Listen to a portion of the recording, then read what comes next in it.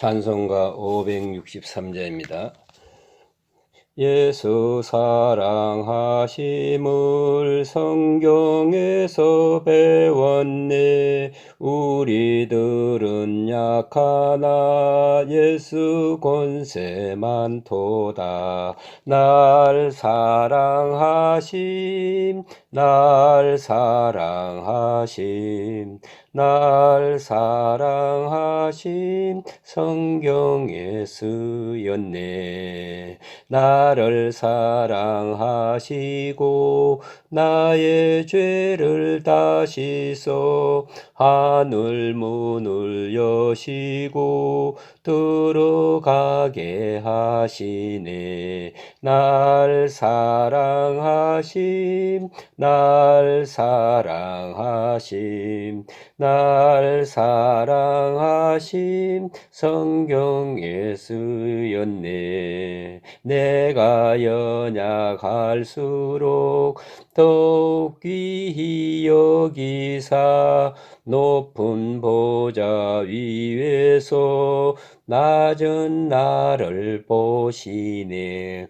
날 사랑하심 날 사랑하심 날 사랑하심 성경에 쓰였네. 세상 사는 동안에 나와 함께 하시고 세상 떠나가는 날 천국 가게 하소서. 날 사랑하심 날 사랑하심 날 사랑하심 성경에 쓰였네. 아멘. 기도드리겠습니다. 하나님 아버지, 죄 많은 세상에 살지만은 믿음을 지켜 살게 하시며 산적한 많은 문제가 우리 앞에 있지만은 산을 옮기는 믿음을 가지고 오늘에 이르게 하시며 시간 주를 찬송케 하시고 특별히 첫 시간을 하나님 앞에 바치며 기도할 수 있는 사람됨을 진심으로 감사합나이다. 이것이 우리의 의지가 아니었기에 감사하고 우리의 노력의 결과가 아니고 우리의 뜻이 아니기에 하나님 앞에 진심으로 감사를 드립니다. 우리는 그렇게도 쉽게 넘어지며 그 길로 가기를 좋아하며 낙심하기를 잘하는 저희들입니다마는 주께서 강한 능력으로 붙들어 이같이 기적의 사람으로 살게 해주신 것 진심으로 감사합나이다. 이적이 있다 한들 우리가 새벽기도 나오는 것처럼 큰 이적이 있겠습니까? 하루하루 무사히 살 수 있는 것처럼 큰 이적이 어디 있겠습니까? 평범한 가운데 주시는 놀라운 하나님의 기적이 우리와 함께 하심을 생각하며 오늘 이 아침에도 진심으로 주 앞에 감사를 드립니다. 주께서 이처럼 인도하셨습니다. 하나님이 남은 생도 끝까지 인도하시며 우리가 요단강을 건너가는 그날 아침까지도 주님 앞에 첫 시간은 하나님 앞에 바칠 수 있도록 해주시옵기를 기도합나이다. 간절히 바라옵는 것은 하나님 말씀이 오늘도 바르게 전파되게 하시고 이 말씀을 듣는 현장에서 구원의 역사가 있게 하옵소서. 오늘 이 하루의 모든 삶을 주님께 의탁하옵고 예수님의 이름으로 간절히 감사하며 기도합나이다. 아멘. 오늘 주신 말씀은 갈라디아서 3장이 되겠습니다. 3장 19절에서 22절까지 봉독해 드리겠습니다. 그런즉 율법이 무엇이냐? 범법함으로 더하여진 것이라 천사들을 통하여 한 중보자의 손으로 베푸신 것인데 약속하신 자손이 오시기까지 있을 것이라. 그 중보자는 한편만 위한 자가 아니나 하나님은 한 분이시니라. 그러면 율법이 하나님의 약속들과 반대되는 것이냐? 결코 그럴 수 없느니라. 만일 능히 살게 하는 율법을 주셨더라면 의가 반드시 율법으로 말미암아 쓰리라. 그러나 성경이 모든 것을 죄 아래에 가두었으니 이는 예수 그리스도를 믿음으로 말미암아 약속을 믿는 자들에게 주려 함이라. 아멘.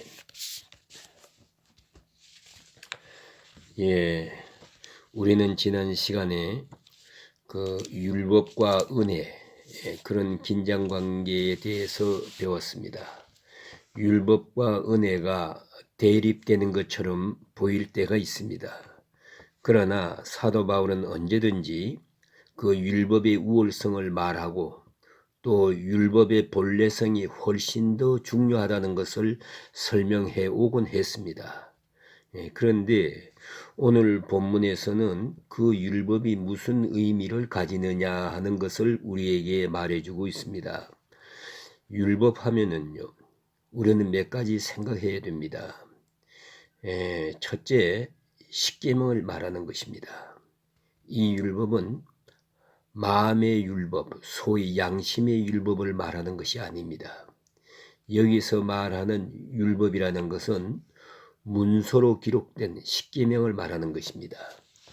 그리고 또 그 십계명을 해설해서 거기에 부축으로 이것을 이렇게 또 저것은 저렇게, 다시 말하면 살인하지 말라 하는 것은 율법이고 또 살인하는 자는 돌을 치라 하는 것도 율법입니다. 그러니까 그것은 그 다음 율법을 해설해서 시행 규칙을 말해주는 그런 것들이 있습니다. 그래서 율법에 대한 해석의 율법이 있고 그 다음에 또 있습니다. 성경에 없는 것입니다. 이스라엘 사람들 중에 특별히 그 바리새인들은요, 이걸 꼭 믿고 있습니다.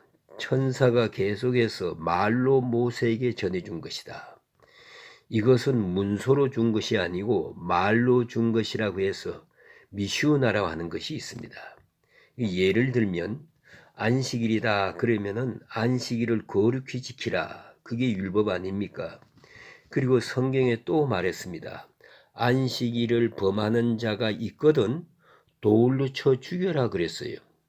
거기까지가 안식일에 대한 얘기고 몇 가지가 더 있습니다.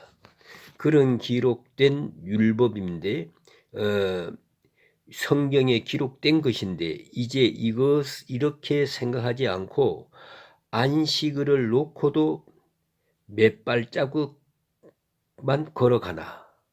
가령 예를 들면 환부에 붙일 약이라면 한 환부에 붙일 정도만 가지고 가고, 또 절름발이가 지팽이를 짚고 가는 것은 안식일을 범하는 것이 아니지만은 건강한 사람이 지팽이를 든다든가 막대기를 들고 가는 것은 안식일을 범하는 것이다. 이렇게 되어 있습니다.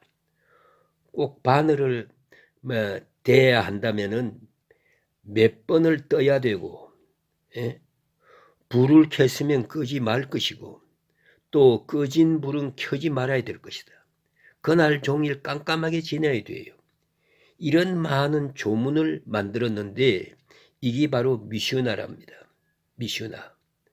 거기에 대해서 사두개 교인들은 그건 율법이 아니다 하지만은 바리새 교인 중에 보수파 중에는 그것도 율법이다 이렇게 말하게 됩니다.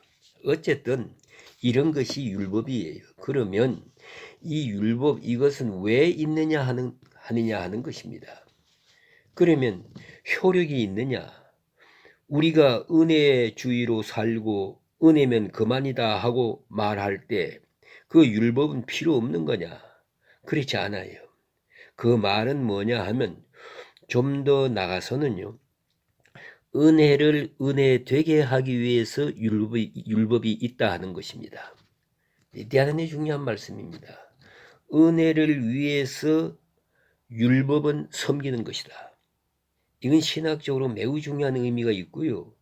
이것을 완전히 신학화하고 우리 생활 속에서 옮길 수 있는 그런 확고한 체계가 있는 교인이 되어야 될 것입니다. 여기에 흔들리면요, 휘청휘청합니다. 그러면 율법의 역할이 뭐냐? 오늘 본문에서 말해주고 있습니다. 율법은 어디까지나 은혜를 은혜되게 하기 위해서 섬기는 것이다 하고 전제하고요. 그 첫째가 뭐냐 하면 율법의 역할은 범법함을 인하여라고 말했습니다. 다시 말하면은 바라바세이온이란 말은 하말티아라는 말과 함께 헬라어로 특별히 쓰여지는 말입니다. 바라바세이온이란 말의 뜻이 아주 재미있게 설명합니다. 이것은요, 줄을 넘는다는 뜻입니다. 하말티아란 말은 관역에서 빗나갔다는 뜻입니다. 화살을 쏠 때 동그랗게 까맣게 칠해 놓고 그쪽을 향해 쏘지 않습니까? 요것이 가운데에 가서 탁 박혀야 되는데 빗나가면 그건 실격입니다. 그와 같이 하나님의 법을 향해서 하나님의 법에 꼭 맞도록 살아야 되는데 빗나가고 있어요. 그러면 그것이 죄예요. 오늘 여기 범법함이란 말은 바라바세이온이란 이 말의 뜻은 이건요 또 조금 다릅니다. 줄을 넘었다는 뜻입니다. 우리가 줄을 쭉 쳐놓고 있지요. 운동회 할 때 하얀 줄을 쳐놓고 그 줄을 따라 뜁니다. 그런데 이 줄 밖으로 나가면 실격입니다. 아무리 먼저 들어와도 소용없습니다. 꼭 줄을 따라서 뛰어야 합니다. 이게 바로 범법함이에요. 그럼 왜 율법이 있느냐? 사람들이 선을 넘기 때문입니다. 그 은혜의 길로 가면 되겠는데 은혜 밖으로 나가니까 못 나가게 하기 위해서 줄을 만들어 놓은 것입니다. 여러분, 우리가 늘 경험하게 되지 않습니까? 우리가 밖에 나가면 자동차를 타고 다닙니다. 이 자동차를 타고 갈 때는 소위 말하면 도로는 도로 규칙이 선입니다. 이 선을 쭉 그어 놓았어요. 그 선을 따라가야 되겠는데 사실은 이 선을 따라가고 있지만은 이 선도 사실은 필요 없거든요. 양심대로 곧 잘 갈 수만 있다면 그 선을 내서 뭘 하겠어요. 또 우리 앞에 신호등이 있잖아요. 모두가 자기가 알아서 척척 양보하면서 간다면 신호등은 해서 뭘 하겠습니까? 그러나 사람들이 그렇지를 못해요. 범법함으로 인하여 신호등이 있는 거요. 범법함으로 인하여 줄이 있는 거요. 또 하나 있어요. 보이지 않는 줄이 또 하나 있습니다. 그게 뭐냐 하면은 벌금이에요. 이 넘어가는 사람에 대해서 벌금이 있는 거예요. 벌금이 모자라서 감옥에까지 가야 돼요. 왜 이랬느냐? 이것은 다 은혜로 은혜되지 못하는 사람들을 위해 있는 것이에요. 모두가 다 규칙을 지켜 나간다면 왜 감옥이 있겠습니까? 왜 벌금이 있어야 하겠습니까? 뭐 많은 검사, 판사, 변호사가 왜 필요합니까? 이건 완전히 불필요한 거예요. 그런 거 많아지면은 세상 복잡해지요. 이게 많아지면 살기 어려운 세상이에요. 아무것도 모르고 사는 세상이 제일 좋지요. 그러니까 흔히 말하기를 그 사람 법 없이도 살 사람이다. 이게 얼마나 좋은 사람입니까? 율법전서 몰라도 괜찮아요. 그거 아는 사람 오히려 문제예요. 요렇게 저렇게 빠져나가면서 못된 짓 더 많이 하잖아요. 아무것도 모르는 것 같지만은 양심의 법을 따라서 십계명도 몰라요. 그래도 괜찮아요. 이렇게 살아가는 거예요. 이게 바로 은혜예요. 그런데 은혜는 그러나 범법함으로 인하여 이 범법하는 사람 때문에 감옥이 있고 또 이 많은 법이 있어야 한다는 거예요. 이 율법은 그래서 생긴 것입니다. 조금 더 우리가 역사적으로 거슬려 말하면 모세 이전에 율법이 없었어요. 오직 은혜뿐입니다. 그러나 우리의 마음이 마음의 법이 있잖아요. 그게 양심의 법입니다. 하나님이 주신 법이에요. 이것이 있었어요. 이대로 살았어요. 이대로 아무 어려움 없이 살았는데 자꾸 범법해요. 죄를 지어요. 사람이 자꾸 선을 넘어요. 그래서 문제가 되는 것이요. 또 하나는 선을 넘어가고 또 넘어가고 범법하면서 결국은 그 마음속에 있는 율법이 희미해졌어요. 예. 이제는 죄가 무엇인지 의가 무엇인지 몰라요. 여기까지 왔단 말입니다. 그런 거로 어떻게 해야 하겠습니까? 이제 하나님께서는 부득불 십계명을 만들었어요. 계명을 주었어요.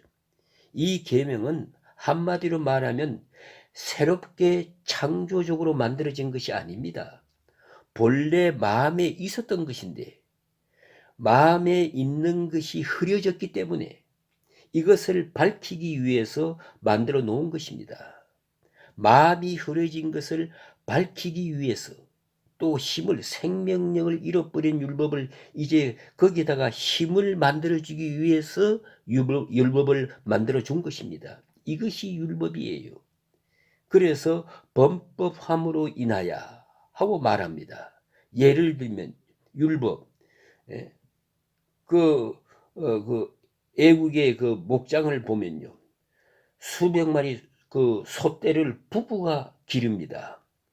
아침에 호각을 하여 불면 소가 우리에서 나와요. 쭉 풀이 있는 장소까지 쭉 서서 갑니다. 네? 어떻게 저렇게 복판길로만 잘 가나 했더니 양쪽 가로 철사줄을 쳐놓았어. 거다가 또 전기를 넣어 놨어요. 이게 바로 율법이에요. 요렇게 불법과 이렇게 하면은 벌 받는다. 그런 거로 요 가운데로 가라. 이것이 한계예요. 그것이 십계명이에요. 그러니까 우리가 십계명을 통해서 하나님의 뜻이 무엇인지, 우리가 또 어떻게 살아야 복되게 사는 것인지 이런 것을 알게 되지 않겠습니까? 그런 거로 율법이 뭐냐? 죄를 알게 하는 것이요. 이것이 율법의 역할입니다. 죄를 알게 한다. 마치 뭐와 같은 거 하니 우리가 거울을 보는 것과 같아요. 그런데 이상한 것은요, 알게는 하는데 죄를 씻게 하지는 못해요. 그러니까 죄가 죄됨을 아는 순간 어떤 사람은 이것을 알고 곧 회개하고 바른 길로 가기도 하고 또 이것을 통해서 더 하나님의 뜻을 바로 알기도 하고 씻고 노력하고 하는데, 어떤 사람은 이 거울을 보면서 알고 씻지 않아요. 그 다음엔 또 씻지 않으면서 거울을 또 보다 보니까 마지막엔 자기 얼굴이 너무 흉한 얼굴이 보이니까 이제는 거울을 보지를 않아요. 그 안 보는 게 뭐냐? 그게 마지막에는 거울을 깨버리는 거예요. 이게 바로 술 먹는 거예요. 양심이 가척되고 괴로우니까. 그래서 술 먹고 발광을 하고 또 마약을 하고, 이건 전부 한마디로 말해서 양심의 법을 흐리게 하는, 이건 아주 적극적인 행동이에요. 양심 파괴적 행동이란 말입니다. 이게 더 큰 죄가 아니겠습니까? 이건 끝장이란 말이에요. 한번 생각해 보십시다. 오늘 여기 주신 말씀 바로 그것을 말하는 것이 거울입니다. 율법을 통해서 우리는 죄가 뭔지, 의가 뭔지, 하나님의 뜻이 뭔지를 알게 되고 또 자기 모습을 알게 됩니다. 자기 모습, 내가 어디까지 왔는지, 내가 얼마나 잘못됐는지 이것을 알 수 있어요. 율법이 없이는 죄를 알 수가 없어요. 무엇이 바른 길인 줄도 몰라요. 그런데 오늘 성경 말씀은 바울은 대단히 재미있는 말씀을 표현합니다. 율법은 직접적인 것이 아니라는 것입니다. 이건 간접적이라는 것입니다. 그리고 오늘 그래서 천사로 말미암아 천사를 통해서 모세에게 주어진 것이다. 그런데 아브라함에게 주신 은혜, 하나님의 은혜의 말씀은 하나님께서 아브라함에게 직접 주신 거예요. 그러나 아시는 대로 율법은 우리 한 사람 한 사람에게 직접 준 것이 아니에요. 천사를 통해서 모세를 통해서 주신 거예요. 그러니까 이건 간접적인 것입니다. 그런 거로 조금 더 깊이 말씀드리면 은혜는 예? 예.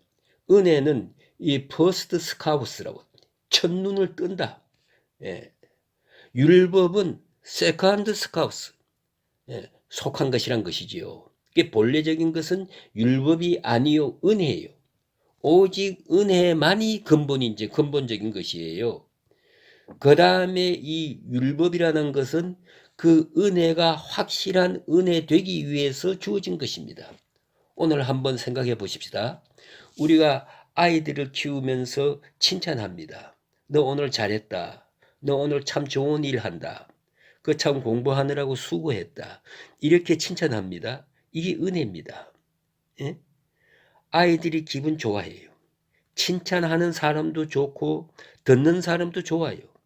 그러나 아이가 공부 잘 못해 안 했어요. 그러면 어떻게 해요? 책망을 해요. 이게 율법이에요. 게다가 또 때려요. 매맞아요. 예? 이건 분명히 율법이에요. 그러나 한 번 더 깊은 차원에서 보면요. 은혜는 둘 다 은혜예요. 율법도 은혜입니다. 예? 칭찬하는 것 직접적인 은혜지요. 때리는 것은 간접적인 은혜입니다. 여기서 꼭 우리가 생각하고 넘어가야 할 것 또 하나 있어요. 이 매맞아 보지 않는 사람은요. 칭찬의 뜻도 몰라요. 그걸 알아야 됩니다. 그래서 잘못한 사람이 맞는 걸 보아요. 그러면서 내가 칭찬을 받을 때 아하 그 칭찬이 기가 막힌 의미가 있는 거예요. 예? 어제는 맞았는데 오늘은 칭찬받았어요. 그럴 때 오늘 받은 칭찬의 의미가 살아나는 거예요. 그래서 예? 그 루터의 해석대로 말하면은 율법 없이 은혜가 없다 그래요. 그걸 알아야 됩니다. 예? 은혜만 가지고 살면요. 우리 인간이 좀 변변치 못해서 은혜 속에서만 살면은 세상이 다 그런 줄 알고 죄도 옳은 줄 알고요. 옳은 것도 죄요. 도저히 알 수 없게 되는 거예요. 그러니 율법이 필요하다 이 말이에요. 예? 율법이 있어야 돼요. 그리고 율법에 비춰보고 나를 알고 그래서 그 속에서 은혜가 은혜되고 은혜가 더 큰 은혜가 된다는 거예요. 얼마나 중요한 의미인 줄 몰라요. 그런 거로 율법으로 불가능한 것을 은혜가 가능케 한다 하는 말입니다. 21절 보면요. 살게 하는 법이요. 만일 율법으로 말미암았다면 은혜가 있을 필요가 없어요. 살게 하는 것은 오직 은혜입니다. 그 은혜가 참 은혜 되게 하기 위해서 율법이 역할을 하고 있다는 것이다 하는 말입니다. 그 다음 22절을 보면 모두가 다 죄 아래 가두었다 하는 말이 있어요. 예? 주님께서 오시기까지 죄 아래 가두었어요. 여기는 율법 아래 갇혀 있는 것입니다. 그의 심판, 그의 저주, 그 무서운 형벌 아래 우리는 항상 공포 속에서 갇혀 있었던 거예요. 이제 주께서 오심으로 말미암아 이 복음과 함께 모든 것이 은혜로 이렇게 은혜 되게 되었다 하는 것을 우리가 알아야 합니다. 오늘 성경을 가만히 보세요. 젊은 율법사가 예수께 나와서 영생의 도리를 묻습니다. 시작은 참 좋았는데 마지막이 잘못됐어요. 이 사람이 근심하며 돌아가니라. 그 한 절이 아주 마음 아프게 만듭니다. 그가 왜 예수께 왔느냐? 자기 딴에는 율법을 지켰어요. 지키려고 애썼고 또 다 지켰다까지 했어요. 그가 지켜보려고 애쓴 것 같습니다. 다 지켰다는 말은 좀 잘못된 것 같고 그래도 율법을 꽤 지켜온 사람이에요. 그런데 왜 예수께 와서 영생의 도리를 묻느냐 하는 거예요. 그것은 율법을 지켜서 구원에 이룰 수 없다는 것을 알았기 때문입니다. 예? 다 지켰다고 생각할 만큼 지켜봐도 영생이 없어요. 구원은 불가능하다는 것을 알았어요. 그래서 예수 앞에 와서 어떻게 하면 영생을 얻겠습니까? 예? 율법이 이 젊은 율법사를 예수께까지 인도했어요. 그렇지 않습니까? 예? 이 사람이 아파서 온 것도 아니에요. 뭐 병 고쳐달라고 온 것도 아닙니다. 율법이 이 젊은 율법사를, 이 똑똑한 사람을 그리스도에게로 인도했어요. 예? 그리스도에게까지 인도하는 중요한 역할을 율법이 했어요. 그런데 딱 만나는 순간 아직도 물질이 아까워요. 그래서 그는 근심하면서 돌아갑니다. 예, 구원을 얻지 못하고 맙니다. 대단히 유감스럽지 않습니까? 여기서 한번 생각해야 됩니다. 율법이 우리를 그리스도에게까지 인도하는 소중한 일을 합니다 하는 교훈입니다. 오늘 여기까지 말씀드리겠습니다. 이 은혜가 함께 하시길 주의 이름으로 축원합니다.